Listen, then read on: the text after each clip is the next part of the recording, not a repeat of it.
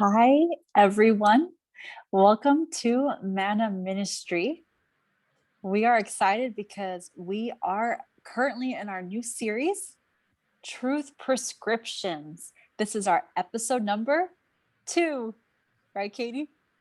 Yes, and it is going to be an exciting mental health series, which both Chriselle and myself are super excited about, something that we're personally passionate about, but also because of how needed the topic of mental health is. I was just looking at the statistics not too long ago, and I realized with the pandemic, it's increased almost by double since pre-2019, so pre-COVID. That's significant. And so we want to encourage you all to please share the link with a friend, whether to join us live or we record it and upload it to YouTube and you can watch it later on. But we really enjoy you being here and the interaction that we try to engage you in. And it's lovely to hear from you all and your own personal perspectives as well. So please subscribe as well. You can subscribe to our YouTube channel, and that helps you get the reminders when a video is uploaded, to also share, and then also to follow us on on Instagram. Instagram helps with also kind of some of the flyers and knowing kind of some of the announcements of our upcoming episodes as well. Yes, so please subscribe and share. And so I'll go ahead and introduce myself. For those who don't know me, I am Chriselle Olasaran, and I'm a licensed marriage and family therapist, and this is my sister.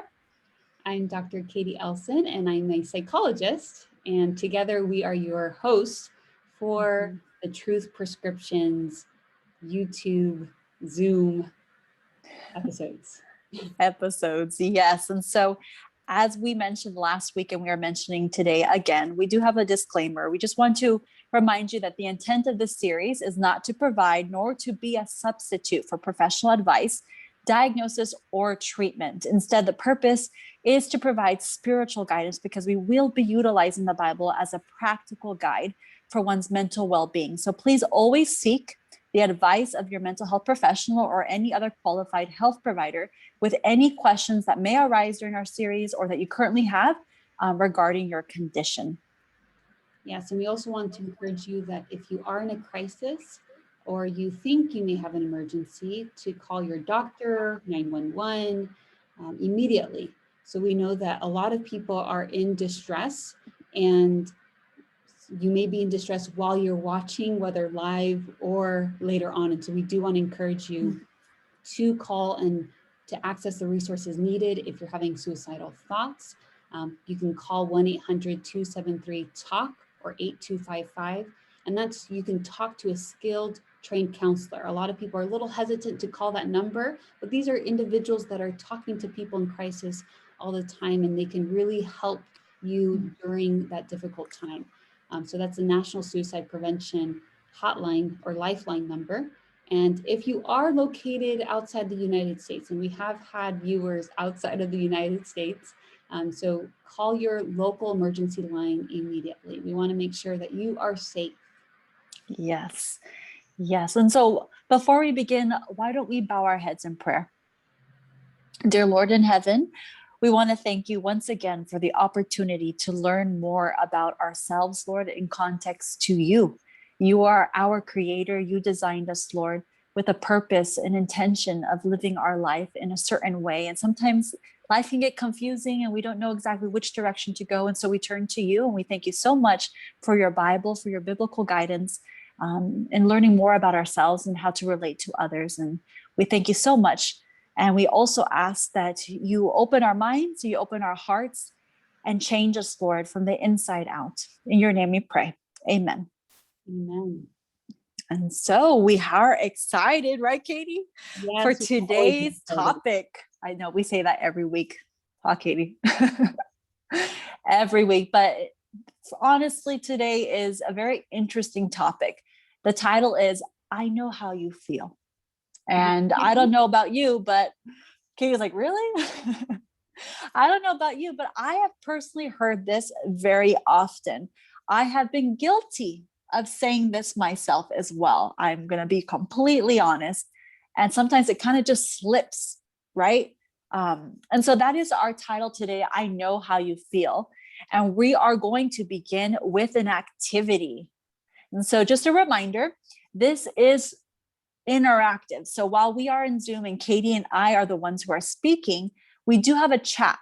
And so if you could answer the questions that we have for you through that chat, feel free to do so. Also, throughout our series, if there's any question you have, but you want to remain anonymous, feel free to send either Katie or I a direct message. Okay? So Katie, can you introduce the activity for this evening? Yeah, so we are going to be talking about empathy, and a way to get us to start thinking is whether or not we ourselves could be considered as empathic. And so what we're going to be doing is we're going to be having a self-report questionnaire on empathy. And it's not exactly what you might think. So what's going to happen is we're going to put the questions on the screen. And whether you're joining us live or you're watching later, we're going to give you some time to respond to these questions.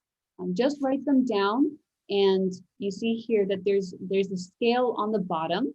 So for example, number 1, you say, my friend's emotions don't affect me much. You might say, okay, strongly disagree. So you're going to go to the bottom there, and you notice the ones that have the asterisks, you're going to look at the red numbers and you say, okay, that I strongly disagree. So I would then write down 5. Okay. And then you say, okay, number 2, right? That one doesn't have an asterisk. So I'm going to look at the black and say, okay, if I say disagree, I get 2 points. And you're going to, don't add them up. Don't add them up. You might think, oh, I got a total out of all the 20. We're going to be looking at different components also of empathy. So we're going to give you a couple of minutes now and don't think too much. I know when I take these questionnaires, I go, what do I really feel? And I start thinking, this is not to be a diagnosis or just whatever your initial gut feeling, whatever your initial thoughts are. My friend's emotions don't affect me much. Oh, that's completely wrong, right? Or completely right. So we're going to go through this fairly quickly. So we'll give you a couple minutes now to go over these questions and write down your responses. And you're going to keep these because we'll come back to them during our presentation. Yes, and just to add to that, Katie, I love these activities because a part of enhancing our mental health well-being is enhancing our insight on ourselves. And that helps with understanding how to grow and change in our personal lives. And so we'll see what the answers are. Yeah, key. And I'm going to actually take it myself. So we'll give you a few minutes. Don't wait too long. I don't have a pen with me.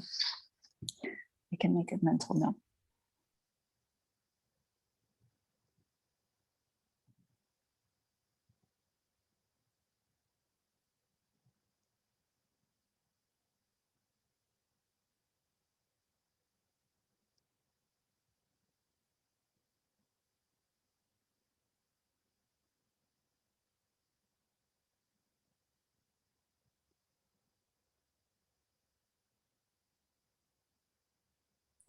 I'm thinking, Katie, I'm going to read them out loud, just in case there's someone who may be just on audio and doesn't have the opportunity to take the time to sit down and read them. That's a good idea. So here it goes. Number 1 is, my friend's emotions don't affect me much. And then Katie, the scale, I can't see it through my screen here. The scale is what? Yeah, so it's 1 strongly disagree to 5 strongly agree. But this one is reverse coded, so this would be 5 to 1. So really, if Okay. they're on audio, you should take a peek at the visual. Yes. They really would help. But yes, just continue to read them for us, Chriselle. Okay, number 2. After being with a friend who is sad about something, I usually feel sad. Number 3, I can understand my friend's happiness when he or she does well at something. Number 4, I get frightened when I watch characters in a good scary movie. Number 5, I get caught up in other people's feelings easily. Number 6, I find it hard to know when my friends are frightened. So just quickly, if you just joined us, we are in our activity section, and we are doing an empathy quiz.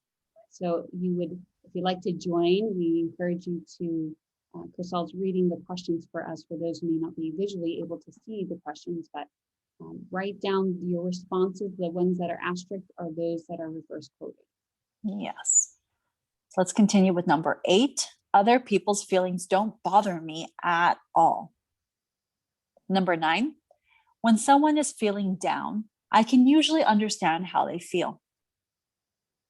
Number 10, I can usually work out when my friends are scared.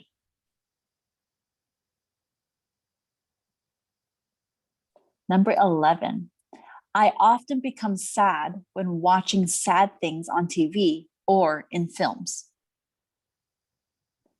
Number 12, I can often understand how people are feeling even before they tell me. Number 13, seeing a person who has been angered has no effect on my feelings. Number 14, I can usually work out when people are cheerful. And number 15, I tend to feel scared when I am with friends who are also afraid. Number 16, I can usually realize quickly when a friend is angry. Number 17, I often get swept up in my friends' feelings. Number 18, my friend's unhappiness doesn't make me feel anything. Number 19, I am not usually aware of my friend's feelings. And our last one, number 20, I have trouble figuring out when my friends are happy.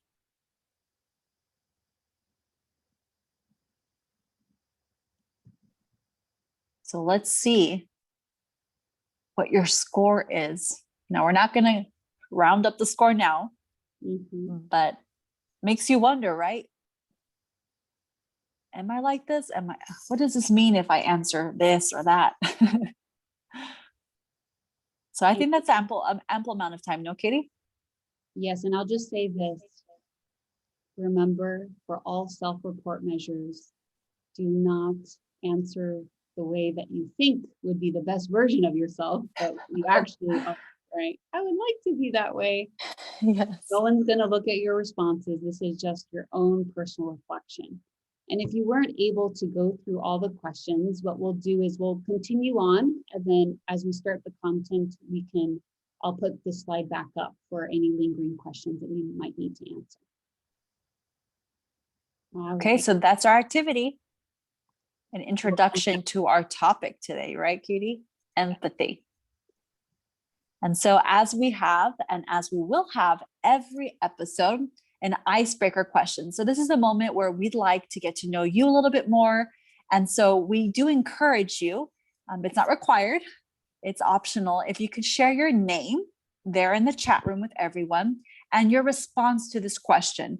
If you do not type in your name, we are assuming that you don't want us to say your name. And so we see that you wrote it, but if you don't type your name, we won't say it out loud. Okay. So icebreaker question is as follows. Let's see here. What is the most comforting response you've given or received when hurting? So your name and your response to this question. What is the most comforting response you've given or received when hurting? And I have to ask myself the same questions. That happens every week. Whenever we say most comforting, we know sometimes it's hard to think about the most thing that you were the best, whatever comes to mind too, if you want to start jotting them down. But just we're trying to brainstorm on responses that we consider as comforting during times of grief, loss, sadness, depression, etc. Pain. Mm-hmm. Most comforting response. So I'll go ahead and begin with mine. My name is Chriselle, as I mentioned earlier, and the question is not very specific. So by response, I'm actually going to mention a nonverbal response. I think for me, the most comforting response I've received is when someone just says, "Come here," and then they just hug me and hold me. I remember a particular time where my father did that, and it was just the most relieving moment where I felt that I was in his arms and everything was going to be okay. He didn't say anything to me, but he just embraced me and held me. And that was very comforting in that moment. Is one of your love languages physical touch? You know, when we asked this question, I thought about love languages. I taught a patient that this last week. Love languages, yeah. It might be related, right, Katie? So my name is Katie, and kind of related to our title, one of the most comforting responses I've received is, "I don't know how you feel." And the way that they said it, even, it was like, oh, I don't know how you feel. Like, it was such a horrible situation that I was like, yikes. Like, I don't know. Like, and I want to, right? But I just don't. Okay, we have a response here. It says, "A really understanding and silence during which I knew the person was putting themselves in my shoe and processing what I said." And this is Michelle. That's a really good response, right? And that I think fits perfectly with what we'll talk about today. But we see so far a pattern of responses, right? Not saying much and not pretending like they know, but trying really to put themselves in our shoes. Anyone else?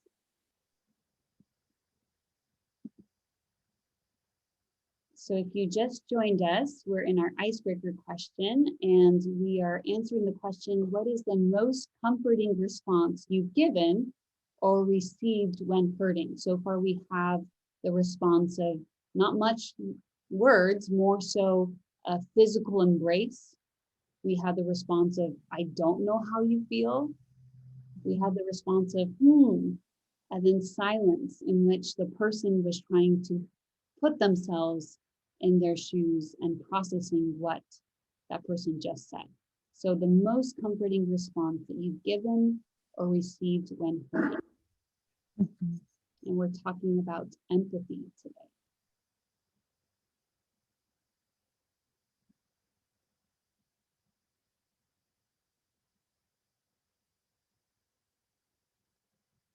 Anyone else before we continue?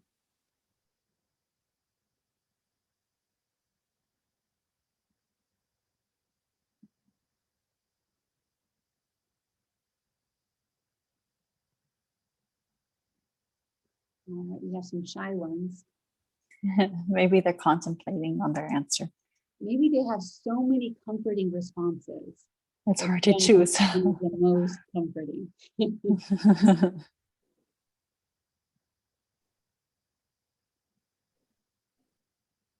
All right, well, if you have a response, feel free to send it in, and we will continue and we'll reflect more up. That always happens, I think. I'm saying that phrase, then someone sends one in. Chriselle, you want to read it? Yes, my name is Robert. Everything that happened to you doesn't define you. Someone told me so at Pine Springs a few years ago. Hmm, Everything that happened to you doesn't define you. that's That's good. powerful. Yeah. We have another participant that put a heart to love that one. Yeah. Yes. Okay. Anyone else before we continue? And again, you can send them in and we'll read them later. But let's continue. All right. So, as we mentioned before, we are going to be talking about empathy, and the title for our episode today is I Know How How You you Feel. feel. Some of you already might have some reactions to that. But as a brief reminder of last episode, we covered the 3 Ps. An introduction of our new series. The 3 Ps of truth prescriptions are the prescriber, the prescription, the patient. Finding the true prescriber, finding the true prescription, and how we could be the best patient in order to have the best possible outcomes. And so what we're going to be doing is we provided an overview last week or last 2 weeks, 2 weeks Two ago. weeks ago. And this episode will be going into depth the prescriber. And one of the number one qualities that we often look for in a prescriber or therapist is someone who is Empathic. empathic. So we're going to be talking about what is empathy? Is it truly possible? Is it truly possible to know how one other feels, and whether or not, or how we can look for that in the best possible prescriber? But before we jump in, we do want to review our last week's, or again, I keep on thinking it's weekly, but I know. last episode's truth prescription. So we end every episode with a truth prescription. And Chriselle, what was our truth prescription for our last episode? So, for our last episode, our truth prescription was to take some time to reflect on and write down which areas of your life need change. And so, we're curious to know if anyone would like to share how their experience was in taking this truth prescription, right? Taking their daily dosage of the truth and learning more about themselves. If you'd like to share, we'd love to hear. Yes. And as we talked about last time in the overview of truth prescription, is we're starting that journey of healing. And so in order to start that journey, you need at first just to take some time and reflect and write down, because those are the areas in which you want to emphasize and focus on for growth. And one thing we also encourage you, if any of these things in particular that you're thinking, oh, I really need this area of my life to change. If you'd like to ever send in a message or an email to us indicating that topic so that we can cover it in our series, feel free. We more than welcome those responses, because we want to make sure that this series is helpful and tailored also to you all. And so we'll let you, if you like to, it might be some personal reflections. And so if you'd like, feel free to send it in. And if it's so personal that you just like to send it to myself or to Chriselle through an individual message on chat, feel free to send that directly to us. You can just indicate that in the chat and send it directly to our names. But if you'd like to send it in, feel free, but we will continue on to our topic for today.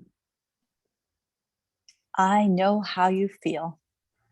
And so we talked about, the different responses that we may receive when we're hurting or going through a hard time. And so that's really where our title comes from. And we are excited because we're going to be delving into understanding what is empathy. I don't know about others outside of the field of mental health because I've been in it for a couple of years. Empathy is a word that comes up quite often. So I don't know how familiarized others are in other professions, etc. But my sister and I, we've had conversations regarding what is empathy. Is it even really possible? Katie, do you feel empathic for your patients? What does that look like when you're empathic or when you show empathy to your patients, to your clients? And so we're going to start off by having that question. What do you think is the definition of empathy? What is empathy? If someone were to ask you that, they've never come across that word, they've never heard it before, and they're like, what is empathy? How would you respond? And before we answer that, we do have a comment here. It says, one of the most comforting things I have heard is the verse that tells us God works all things together for good, even all the bad, hard things that can happen as we go through life. So this is in response to the icebreaker question, Romans 8:28. Whatever comes to us, God has allowed to happen, right? He doesn't cause the hurt, but he does allow for it to happen. And we can trust him, whatever comes, because we know he loves us so much. Yes, that he can take even the challenges and adversities of our lives and bring it together for our good. Definitely super comforting in times of distress. Yeah, so let's go back quickly to the question, what is empathy? In your opinion, what is empathy? We hear it a lot. Oh, I'm an empath. What is empathy? So let's give them, let me see if they have any responses here. Okay, so let's see. Any responses? If not, I can share a couple that I've heard from others. Oh, good. Perfect. So we have a response here. Empathy seems to be the capacity to put yourself in someone else's shoes. Yes, that is a common understanding of what empathy is. And then we have another one who says coming alongside of someone suffering and then understanding what they feel. Okay, so somewhat along the same lines. And then for the right, if you think about it, it's one says being to put yourself in their shoes. Another person says coming alongside of someone, right? Some differences in what we might understand empathy to be. Yes, and for the first response, it's added and understand things from their frame of reference. Okay.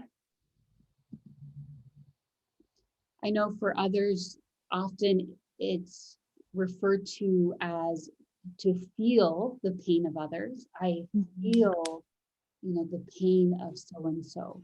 They're sad, I'm sad, right? They hurt, I hurt. To feel the pain of others. What are other definitions of empathy that we've heard? When others may say, I feel your pain. I hurt because you hurt. To hurt for others. Yes, we have another response here. It says empathy is relating to someone's pain. So again, we see some differences. We're not quite sure exactly what empathy means. It's one of those words that we think we know until we have to define it. I use words and Chriselle, you say, what does that mean? I'm like, I always use it. But then the moment that I have to define it, it's quite different. That's true. That's true. Here in everyday language, it's I feel you, bro. I feel you, bro. That's true. Yes, to feel the pain, to hurt for others, to walk in another person's shoes. I know how you feel are probably the most common responses. What is empathy? We have a comment here. It says, I've heard confusion about sympathy versus empathy. That's great that you brought that up because there is a confusion and we're going to clarify it today. So stay tuned. It's coming up very soon. So, and if you have more responses, please send them. We love the interaction. One of the things that both myself and Chriselle, we struggled with when we heard these definitions of I know how you feel or feeling the pain of others or placing ourselves in someone else's shoes is the more that we did therapy, the more we started to ask ourselves, is it really possible? Outside of therapy, I used to be like, oh yeah, I can empathize. And then when I was in therapy and providing therapy, I thought, I don't really know so many different stories of different people. And I'm like, do I really know? And Chriselle, you and I have had this discussion. Is it really possible? And so what we're going to do is we're going to look at evidence that might support this idea that we can know how other people feel and possible evidence that doesn't support these definitions of empathy. Yes. And so let's begin with research, right, Katie, that supports the concept of empathy, of being able to understand and relate to someone else's pain. And so I don't know how many of you have heard of mirror neurons. Katie's like, I have. Yeah. I heard about it back in school and I was kind of like, wow, that's pretty impressive. And then when I started to apply it to my life, it's like, yeah, that totally happens, right, Katie?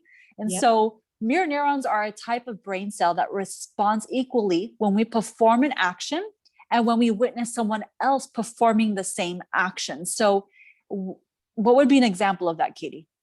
So a great example of that is actually how they found out about mirror neurons, is that they were conducting a study. So these were some Italian researchers back in the 1990s. I think they published their study in 1992. And I'm not going to butcher their names, but it's even Pellegrino, which, I know how to say that one. But Italian researchers, they were studying macaque monkeys, and they noticed, it was kind of, they stumbled upon this, they weren't researching it in particular, but they found that when a monkey was, that part of the brain of monkeys that were firing, so it's specifically in the motor area, the F5 area, in which it would fire both when the monkeys grabbed an object, but also when the monkeys watched another monkey grab the same object. So think about, like, okay, if a monkey is eating a banana, right, and certain neurons are firing, when a monkey is watching that monkey eat the banana, those same neurons are firing. Fascinating, right? You would only think that those neurons would fire if they were eating the banana themselves, but it's also firing when they see someone else eat the banana. Mm-hmm. Pretty powerful. That's and cool. So, yeah, it's cool. But then you ask yourself, well, then, okay, let me apply this to my life. Is that true? Mm.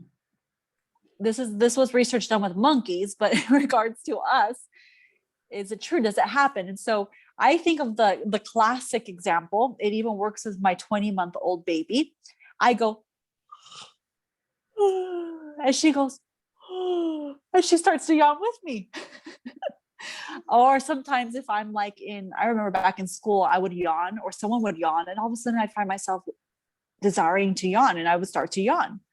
What are other examples? Or resisting the yawn. There's even a commercial one day, I thought it was a really good commercial of somebody, I think on a news channel, yawned accidentally. And then they showed how everyone across the world that was watching that news channel had yawned as well, right? This idea that it's contagious. But yes, what are other examples? What did someone say here? So that's why when I see someone else eating donuts, I get so hungry, can almost taste them. Maybe. I wish that actually worked, right? Then I wouldn't get the calories of the donuts. I could just watch someone eat the donuts. So that I just yawn from hearing about this. I was thinking that. I was wondering, is someone going to yawn because they saw me yawn? Or thinking about it? Experiment, not say it, and just do it. Yeah. Uh-huh. Katie, why don't you share your example of what happened in session?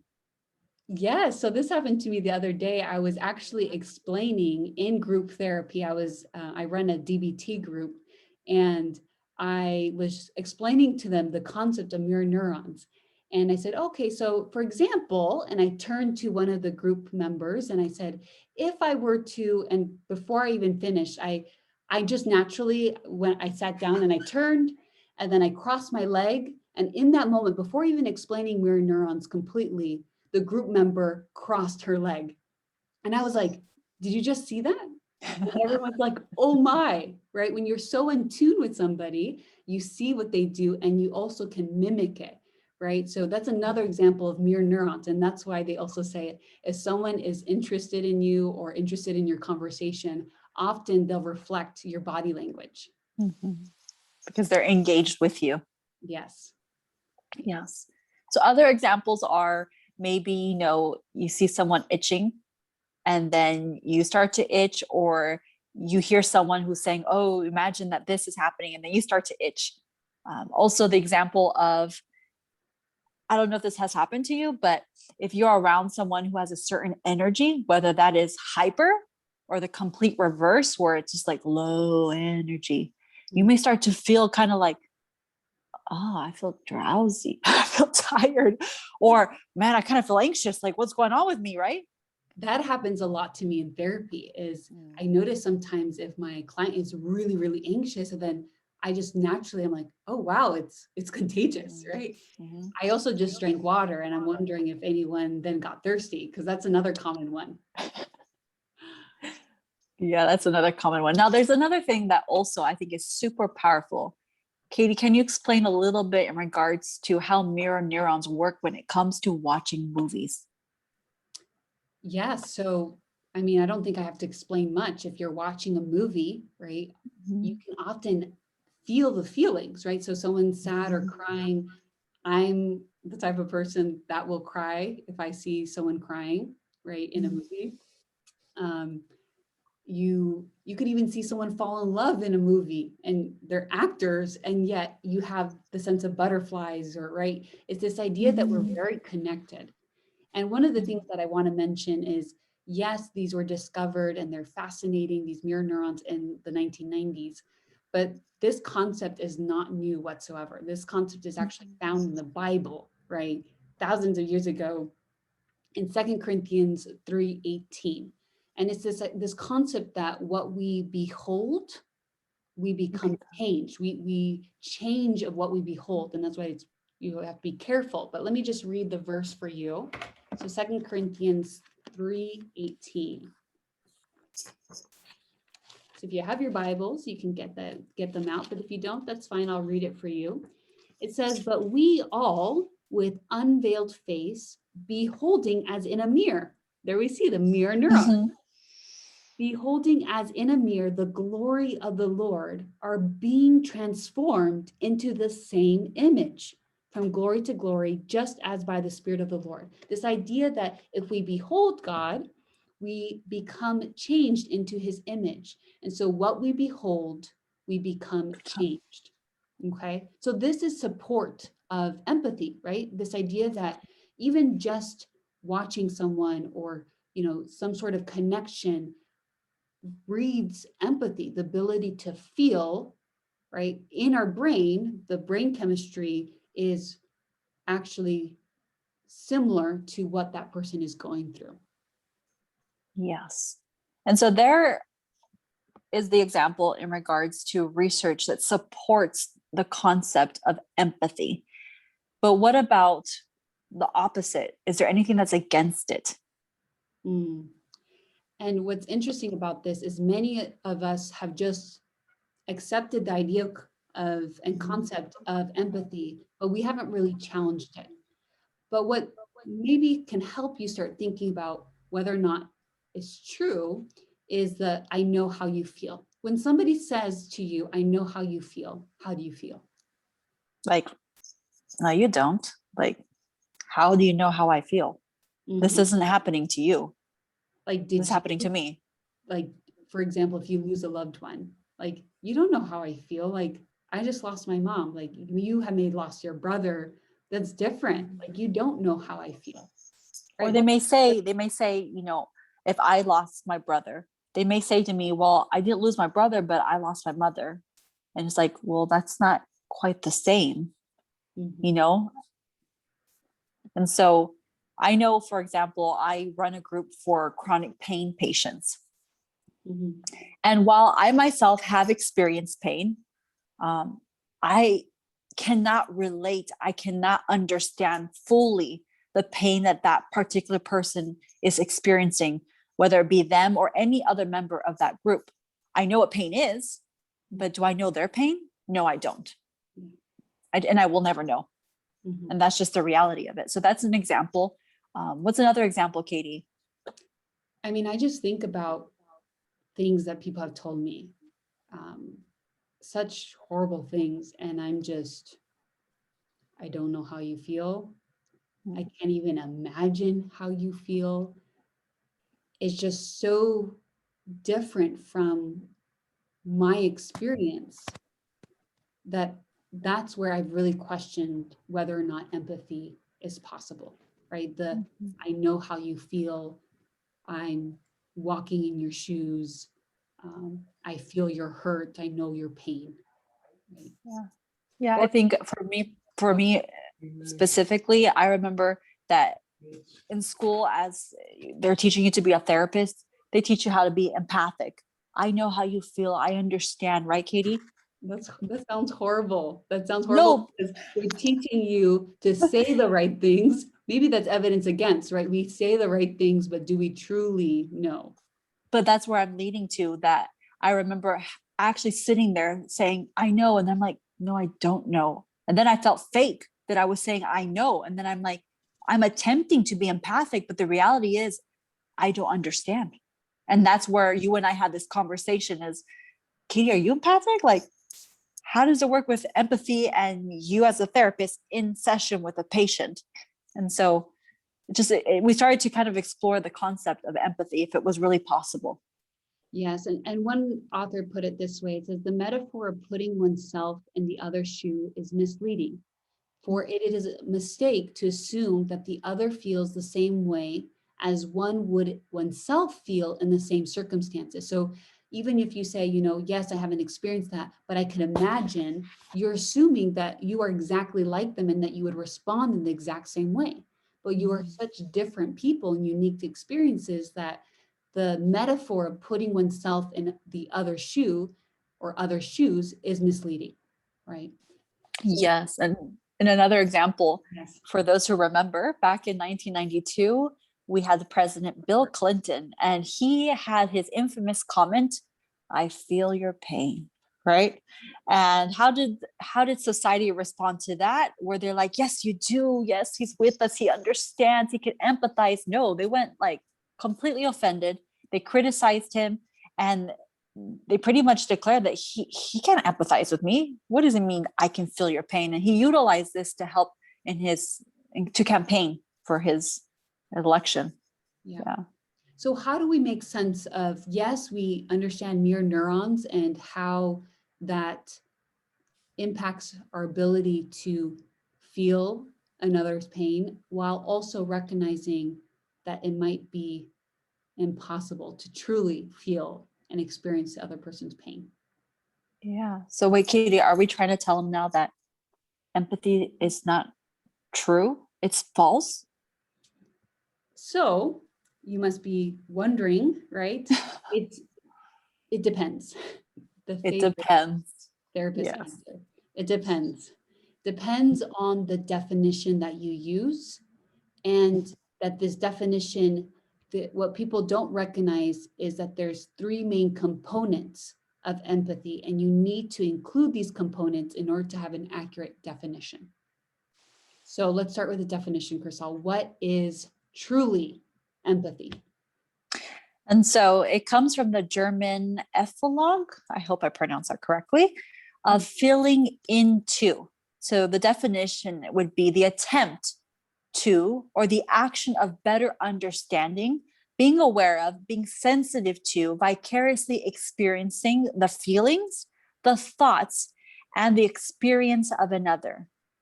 So it's not necessary to share the same exact experience or circumstances as others, but the key word here is the attempt, right, Katie? And I like the three components there with the feelings, the thoughts, and the experience. Yes. So it means it's not necessary to share the same experiences as others, but it's the attempt to, the choice to try to better understand, be aware of another's experience, feelings, thoughts, experience. So we kind of just alluded to it, but there's three components of empathy. And we have a comment here. It says, instead of I know how you feel, I do care would be honest enough. Right?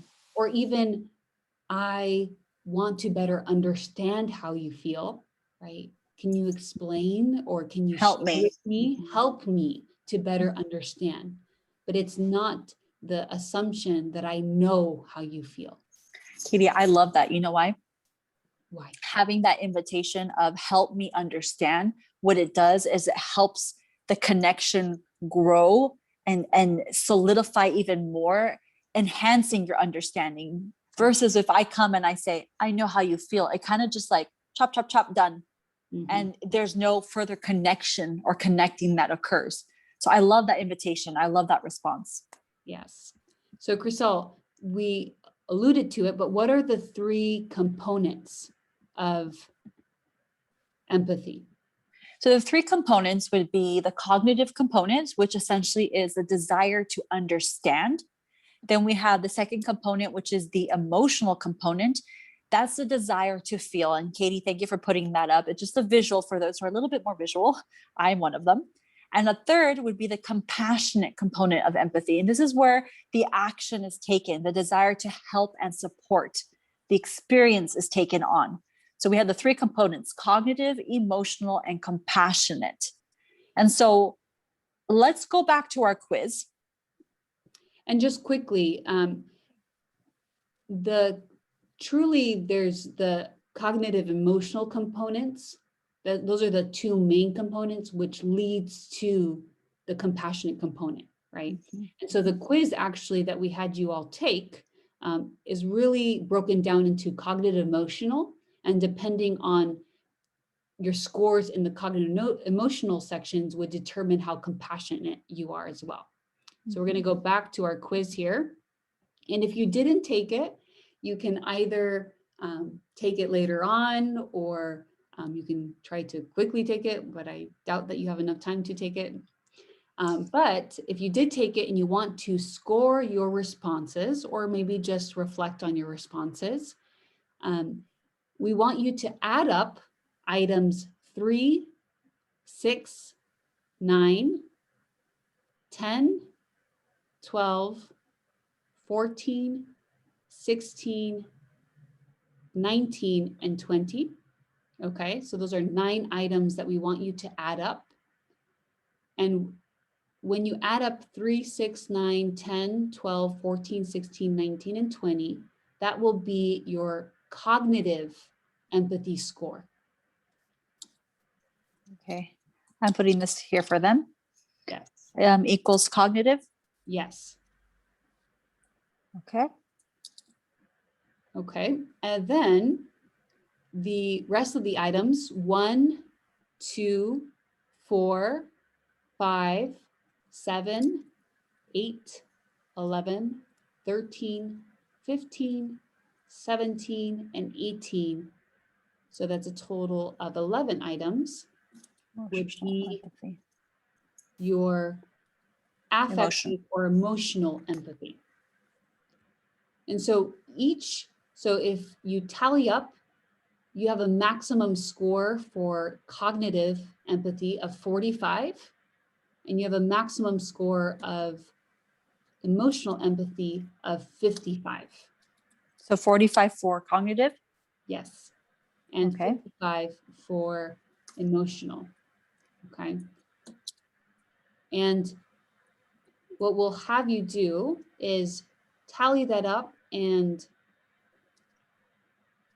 if you have, so the closer you are to 45, the stronger your ability to be cognitively empathic.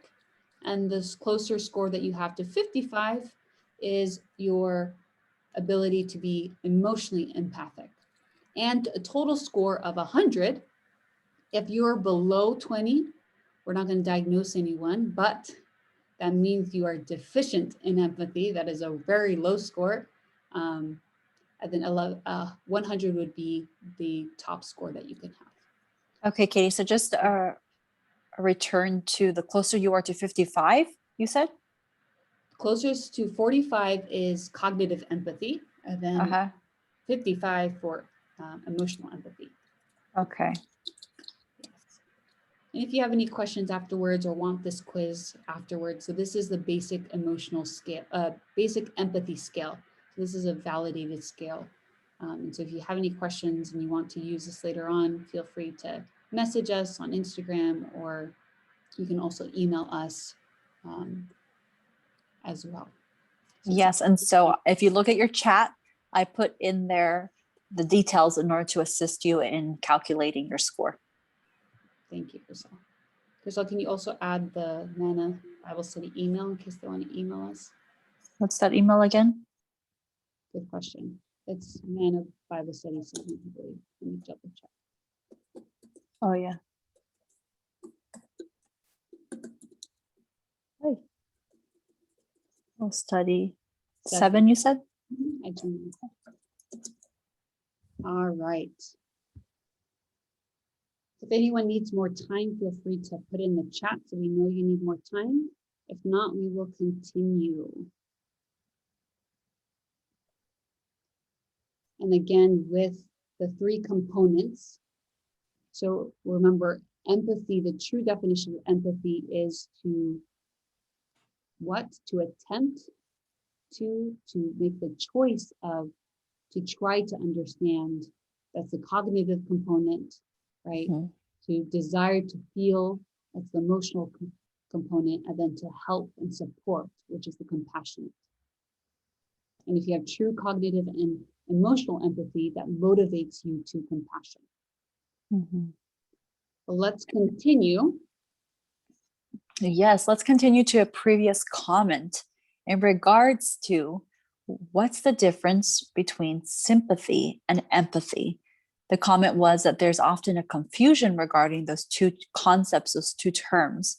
And so we have that question for you. What's the difference?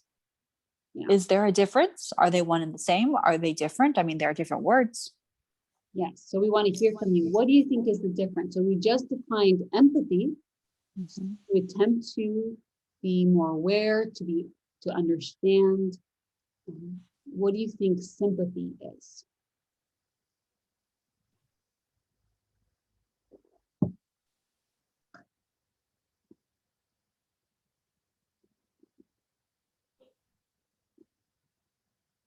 I think it's more common to hear the word sympathy than empathy, Mhm. right? Yes. Mhm. Any definitions pop up? Maybe they're thinking, what's the difference? I think we have one. Okay. So here, we have a comment here. Sympathy may be recognizing someone's pain or experience. Okay. Another one says here to feel compassionately towards someone who was hurting. Mhm. Okay. Okay. So now I'm going to ask you, what do you think then, if that's the definition of sympathy, then what would be the difference between sympathy and empathy? And if you're like me, I was stuck and struggled with defining this and recognizing. So like, wait, what exactly? Wait, are they different?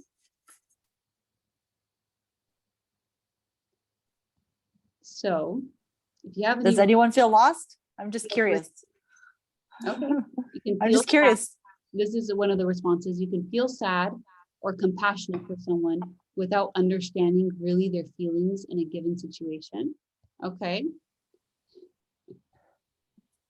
Someone says, yes, I feel lost. Yes, well, we resonate with that feeling because we were also lost. We were coming up with the study and doing, the research behind all of this. It was like, wait, is there a difference? Someone says here, it is like right foot and then left foot. Sorry for the joke.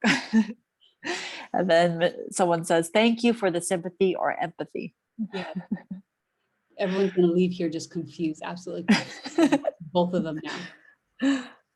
So let's provide some clarification, Katie, so we don't have to leave them in a state of confusion for too long. Yes. So sympathy is understanding another's emotions or experience. So in essence of what we just described, sympathy is only the cognitive component of empathy.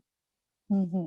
I can try to understand, right? Sympathy is like, oh, I think I can try to understand, but it's not really the feeling of true empathy. So it has the cognitive piece, but not the emotional piece, right?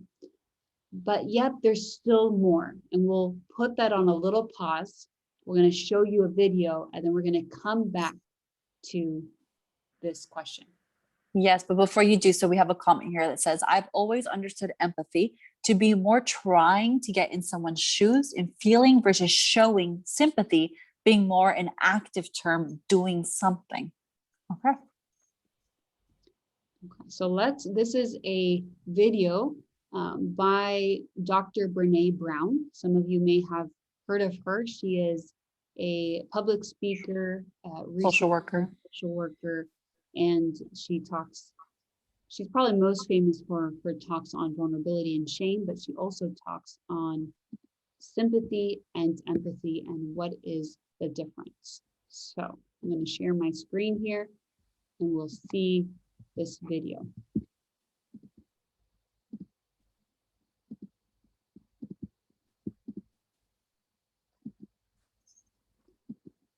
Let me know if everyone can hear okay. So what is empathy and why is it very different than sympathy? Empathy fuels connection. Sympathy drives disconnection.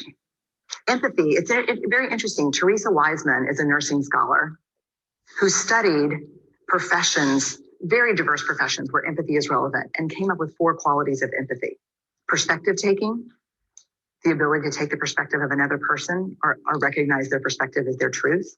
Staying out of judgment, not easy when you enjoy it as much as most of us do. Recognizing emotion in other people and then communicating that. Empathy is feeling with people. And to me, I always think of empathy as this kind of sacred space when someone's kind of in a deep hole and they shout out from the bottom and they say, I'm stuck, it's dark, I'm overwhelmed. And then we look and we say, hey, you climb down. I know what it's like down here and you're not alone. Sympathy is, ooh, it's bad, no, you want a sandwich?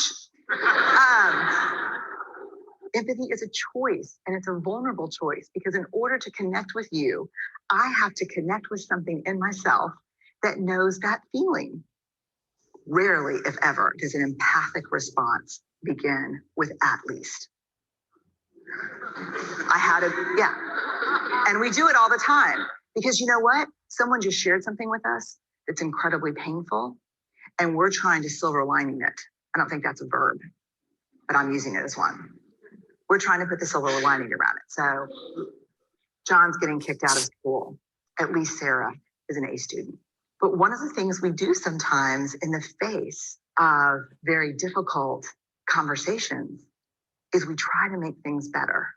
If I share something with you that's very difficult, I'd rather you say, I don't even know what to say right now. I'm just so glad you told me. Because the truth is, rarely can a response make something better. What makes something better is connection.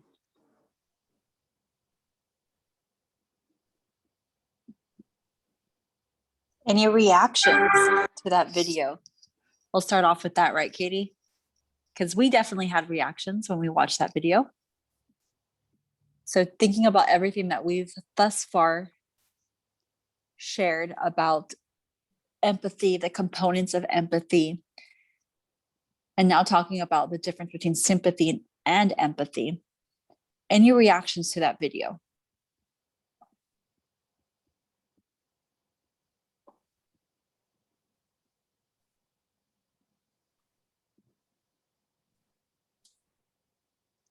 So I'll just say, we can see that sympathy is portrayed by, I believe it's a deer, right? And we see that empathy is being portrayed by the bear. And one of the main components that Dr. Brene Brown mentions is that empathy requires vulnerability, right?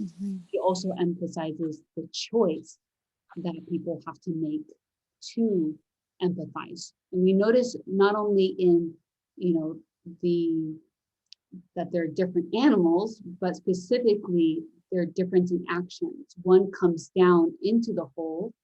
The other one we see comes down, but not completely. Just enough to say, I see you down there. That's sympathy, understanding cognitively, but empathy is saying, I'm willing to be there with you and try to feel with you. And so as I was watching this video, I was thinking, Dr. Brene Brown, she doesn't point out a particular question. And the question would be, well, why do we sympathize instead?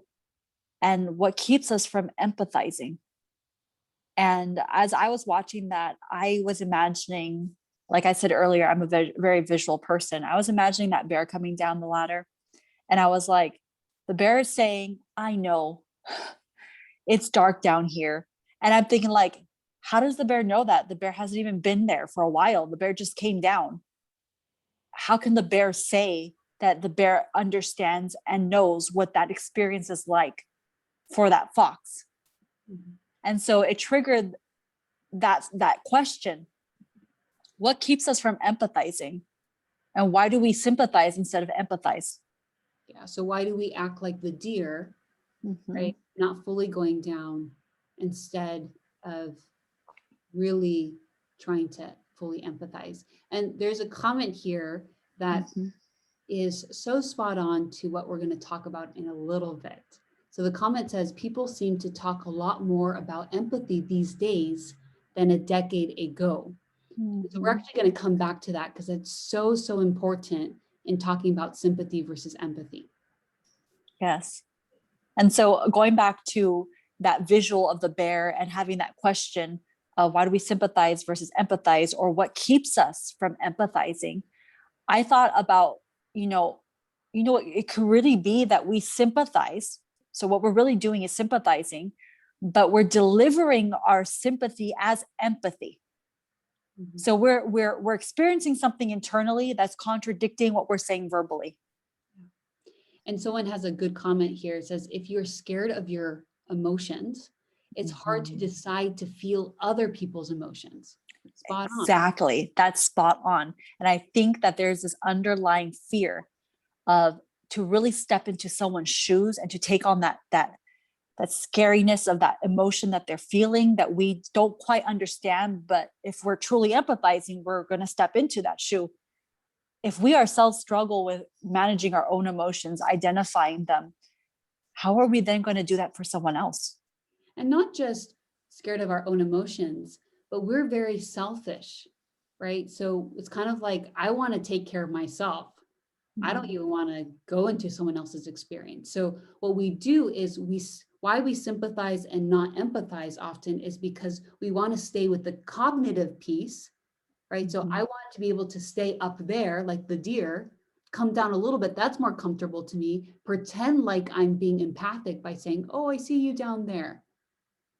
And that's what you said, Crystal, of delivering sympathy and labeling it or packaging it as if it's empathy, but it's not true empathy. Saying, I know how you feel doesn't mean you actually know how they feel. You're actually staying with the cognitive, but hoping that it comes across to the person as if it's actually truly emotional. Yeah. So you're staying with the cognitive and you're not allowing yourself to go then into the emotional because something is not allowing you to do that. And so that's why oftentimes we say, I know how you feel. And that cuts off the connection. And in a way, it's almost as if we're trying to problem solve and just like shut up the person. And I'm not saying that we do this because, shame on you if you've done that in the past, but think about it. Like, what's the underlying reason of doing the I know how you feel and then stopping the person? Because if you've seen the video, the bear came down, and not only did the bear came down, turned off the light immediately, turn on the light immediately, didn't sit really with the fox, immediately tried to solve the problem and move on. Well, I wouldn't say immediately move on, but so someone is asking here for us to go over the last point again. What we're saying is, so the main difference between sympathy and empathy is sympathy is just the cognitive component without the emotional. You're saying, I understand cognitively, but you're staying above, right? Like the deer, not really going down to the emotional level because you don't really want to truly emotionally try to feel what that person is feeling. So sympathy is the cognitive component, whereas the empathy is attaching both the cognitive and emotional component in order to be driven to compassion. But going back to one of our comments earlier of that it seems like we're talking a lot more about empathy these days than a decade ago. It actually goes probably even further than a decade ago. What's interesting is if you look at the original words and the original definitions of sympathy and empathy, there was no difference before, absolutely none. So for example, in the Greek, sympathy, sim means together. So if you think about symbiosis, right? Sim means together, and pathos means feelings or emotions. Empathy means in or go into, and pathos means feelings. So essentially they mean the same thing, but empathy is a newer term that was developed. Why? Because we detached the cognitive from the emotional. We started becoming a society that is more and more disconnected. And so, in order to pass off our sympathy as empathy, we created this new word, right? This new term. Even if you look in the Bible, there's no word of empathy mentioned, because sympathy truly meant to empathize. And there's no difference between sympathy and empathy. If you think about back then, there were no deer. Everyone would just go down to the hole with the person. Everyone was a bear. Well, either they'd have the choice to either go down or not go down. There was not the in between. Exactly. Great point, Chriselle. So it was not that there were no deer. There's either bear or you chose not to go down at all. Yeah. And so it's interesting that our society has created a new term because we're not truly being sympathetic. I should reuse the word now. The original word is sympathy. And now we've had a negative twist on sympathy and say, oh, we need to be empathic. But truly, sympathy and empathy are the same thing, but we've created a new term. And the question is why? Why is this a new term? How does this new term reflect our current, I don't want to say just this generation, but I mean, this new term, empathy, it started off in 1902. And so that's when it began. And it began based on psychology and all of that. But it's interesting, isn't it? So reflecting on that question, why is there this new term? Why can't we just stick with the word sympathy if it's pretty much the same thing? It is the same thing, right? Mm-hmm. So there's somebody on here actually that I was having a conversation with while I was in a group setting, and she had mentioned how we're using the word authentic more these days, and how it's interesting that we have to use that word nowadays because things are less authentic. Before you wouldn't say, oh, are you an authentic friend? You were just a good friend or a bad friend. There's no in between. So the same concept with sympathy and empathy, that empathy is a new term because we're disconnecting the cognitive from the emotional piece. But that wasn't the way things were before. People were just truly sympathetic, which means empathic these days. Is confusing. And that, there was no in between. So we have to create this new word. And if you think about it, it's really because we live in a society that's completely disconnected, a society that promotes superficiality. And ultimately, what boils down to all of it is we live in a society that lacks truth. So whether we use the word authentic or whether we use the word empathic to pass off, to couch the term of sympathy, it's because we lack truth and we are in a society that has less and less of God's presence. Wow. Yeah. Wow. And so I hope that answers that previous comment in regards to, I'm confused because sympathy and empathy, same word, different concept. Well, now there you go. You have the answer, right? Mm-hmm. And what's interesting, so Dr. Brene Brown, it's coming from a very secular lens of, okay, they're different because one's cognitive, one's, includes emotional piece. But coming from a truth perspective, there is no difference. The origin of both are to mean to attempt to feel with, but we've created this new term because there's such a disconnect today. And so we have to explain why somebody can cognitively try to be empathic, but not emotionally as well. So Katie, in reflecting on, are we truly empathic? Is that truly, are we truly capable of being empathic? What would be the response to that? The response would be, if you use the true definition of to attempt to make the choice to better understand cognitive piece, to desire to feel the emotional piece, and then it drives you to the compassionate piece, then yes, empathy is truly possible. But if you look at the other definition, to truly feel, to know how you feel, it is not possible.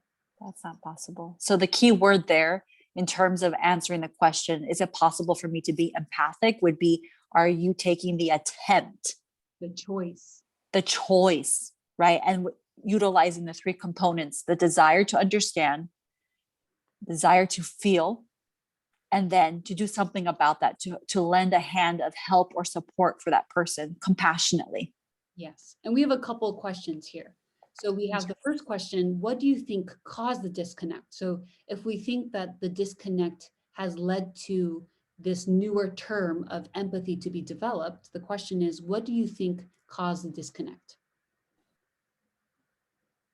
I think it's very difficult to pinpoint one exact thing, but in the grand scheme of everything, I think as we have drawn further away from God himself, everything else has begun to just be fake. It's begun to be more of a sinful nature. And I mean, we can talk about social media having a component to that, how we post pictures to appear a certain way, but we're not quite, or we post comments, statuses, etc., and things appear a certain way, but they're not quite that way. And not just appearing, but they're very surface level, right? So you can, how are you? Great, right? It's not deep connection. But going off of what you just said, Chriselle, of essentially, if you boil it down, it's a lack of God. Coming from, let's say, if somebody was like, I don't really believe in God. If you even just look at the Judeo-Christian perspective of to love others as yourself, that is the root of empathy and sympathy. So if you start taking out those Christian principles from your day-to-day living, you're going to result in a society that's disconnected. So even if, let's say, you're watching and you're not Christian, I would challenge you to think about the values and how those values have really shaped America and other societies in a positive way, in a way that fuels connection. And so if you have God, if you have truth, right? Truth and honesty really bring together connection. And of course, we could say COVID brings disconnection. Yeah, I was thinking about that. So we have another question here. Well, then why is it important to feel something emotionally, which is that middle component, which is a very good question. Yes. Can you be able to be empathic, which is the cognitive component that then leads you to compassionate? Is that possible, Katie? Why is it important to have the emotional component? It's important because naturally as human beings, as we talked about with mirror neurons, is there's a sequence of the cognitive piece leads to the emotional piece. So what happens is if you cut that, you're basically not allowing for the natural process to take place. So naturally it goes from cognitive to emotional to compassion. And if you think about it, we're going to talk in a few future episodes on the three components of CBT, DBT, and other evidence-based practices, that the three components of who we are as human beings are thoughts, behaviors, and emotions. And so there's the thoughts, the cognitive piece, the emotions, the emotional piece, and then the compassionate is the behavioral piece. So naturally, it's important to feel something emotionally because it's a part of who we are as people. We can't separate, divorce the emotional from the cognitive. We can't. Yes, the way that I visualize it is when I say I understand, I'm still here, you're there. When I say I feel, that moves me to draw closer to you. As I draw closer to you, then I take an action to connect with you. Yes. So going back to the question of, can we truly empathize? And we said we can if it's a choice, but we can't truly feel. But there is one person who can truly empathize, sympathize with us. So if you have your Bibles, we want you to turn with us to Hebrews chapter 4, verse 15. Hebrews chapter 4, verse 15. And what's interesting about this passage is actually what taught me that sympathy and empathy are not different. The beauty of the Bible is it teaches you beyond the logic of even research today. Okay, yeah, there's a difference between sympathy and empathy. But you realize if you really dig into research that there is no difference. And this verse is what taught me. We'll actually read verses 14 to 16. And it reads, again, Hebrews 4, verses 14 to 16, seeing then that we have a great high priest, this is talking about Jesus Christ, who has passed through the heavens, Jesus, the Son of God, let us hold fast our confession. Here's the key verse. For we do not have a high priest who cannot sympathize. So Paul, he's the author. He likes to write things in confusing ways, but he's basically writing it in a way that says you would assume that we do not have a God who can sympathize with us, right? Because typically gods are faraway gods. He's saying, but basically we do. We have a high priest, Jesus, who can sympathize. And that word sympathize is in the full sense of what we've talked about. So in other versions, it says touched with our infirmities, meaning touched himself, not I can imagine how you feel. I can attempt to feel what you feel. I can make the choice. He doesn't say those things. It says he was actually touched with our weaknesses, with our infirmities, and was in all points tempted and troubled as we are, yet without sin.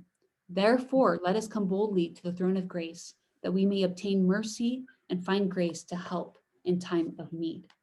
This shows us that empathy is not possible, or sympathy is not possible for us to truly know how someone else feels, because we haven't had the experiences, we haven't felt exactly what they have felt. We can try to, right? That's the true empathy that we can have. There's only one person. And so if you're watching and you don't know who this person is, we encourage you to learn about him, because he's the only person who can truly, truly sympathize with all of our weaknesses, all of our troubles, all of our temptations, all of our struggles. And next episode, we'll talk more about this empathic prescriber, but this is kind of just to whet your appetite a bit, for we do have somebody who can truly sympathize. And so when we think about the video where the bear says, I know how you feel, the bear doesn't really know. He didn't stay in that hole, right? He came down for a little bit and he was trying, right? He tried, but he did a great job, better than the deer. Yes. But he didn't spend time in the dark. He didn't spend time in the hole. He wasn't stuck there, right? He wasn't feeling all alone like the fox felt. He didn't feel overwhelmed. He didn't suffer in the hole. But when we read about this high priest, Jesus came down.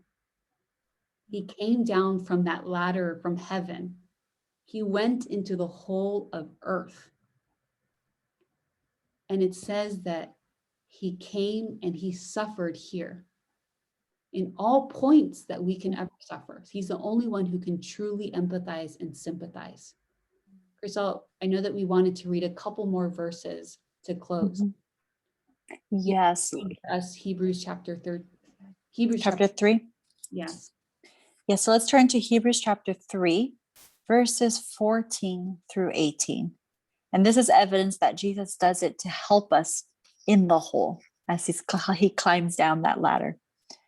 So beginning in verse 14, for we have become partakers of Christ, if we hold the beginning of our confidence steadfast to the end, while it is said, today, if you will hear his voice, do not harden your hearts as in the rebellion. For who having heard rebelled? Indeed, was it not all who came out of Egypt led by Moses? Now with whom was he angry 40 years? Was it not with those who sinned, whose corpses fell in the wilderness? And to whom did he swear that he would not enter his rest, but to those who did not obey? Chriselle, are you reading the correct verses?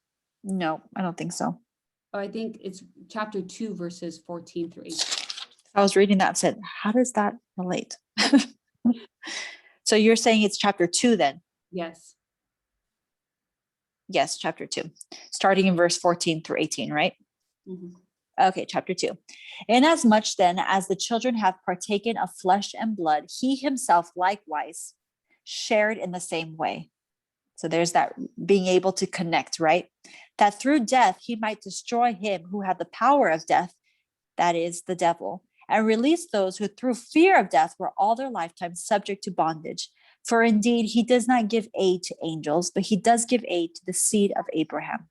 Therefore, in all things he had to be made like his brethren, not in some things, but in all things, that he might be a merciful and faithful high priest in things pertaining to God, to make propitiation for the sins of the people. For in that he himself has suffered, being tempted, he is able to aid those who are tempted. So I love that last part in regards to he understands because he himself has been through that. Yeah. It's not I understand through the cognitive perspective. It's the cognitive, the emotional. He's able to fully grasp our sufferings because he himself has been through them. Yes. He was made like his brethren, exactly as we have been made. We have a comment here. It says, if we have in any sense a more trying conflict than had Christ, then he would not be able to succor us. But our Savior took humanity with all its liabilities. He took the nature of man with the possibility of yielding to temptation. We have nothing to bear which he has not endured. And again, we'll expound upon this more in our next episode. But one thing I would encourage you, if you don't know this person yet, to get to know him. If you do, my encouragement for you is from a mental health perspective, is to share about him. Because what happens is we long so much to receive empathy of, I know how you feel from other people, and we can't. We can't. It's impossible. But there is someone who can. And often we think about the gospel as something just being a spiritual component. This is a cognitive, emotional, compassionate component of there is somebody who has truly suffered. Like you are never truly alone because you have someone who has truly suffered in all ways that you could ever suffer, right? So there's somebody who can look at you and say, I know how you feel. Isn't that wonderful? I know how you feel. And not just that, and we'll talk about this again next episode, but it says in verse 18, he is able to aid those who are also tempted or troubled. And so he can not only empathize, but he also has the ability to help you in your own suffering. And so to conclude and wrap up, right? What is empathy? In our definition, in our human ability, it's the choice, right? The attempt. Here to understand cognitively, to feel emotionally, and to help and support compassionately. Same thing as sympathy, we learned that as well. And that there's only one true person who can truly, truly empathize and feel our pain. And that's Jesus Christ, our high priest. Yeah, so Jesus is our empathic prescriber. Yes. And so we do encourage you to join us in 2 weeks as we get acquainted with him. So we're going to learn how to search for an empathic secular therapist. Because you might be thinking, are they trying to tell me that I just need a therapist? I just go straight to Jesus? Well, we're going to learn more about Jesus, the true empathic prescriber, along with answering the question, how do I search for an empathic therapist, right? And I would encourage, I know a lot of people have the question of, should I have a Christian therapist? Is it okay for me not to see a Christian therapist? What type of therapist is it okay to see? And that's a huge question. That's one that we'll be tackling next episode. So we encourage you to join us for that. But as always, right, information without application does not result in transformation. And so we want to give you your next truth prescription, AKA homework. And it is to be intentional, right? To make the choice to do at least one empathic action this next 2 weeks. And remember, empathy being the choice, the cognitive component, emotional component, and the compassionate component. Yes. So thanks for joining us. Let's close in prayer and thank God for coming down, right? And truly experiencing and understanding how we feel.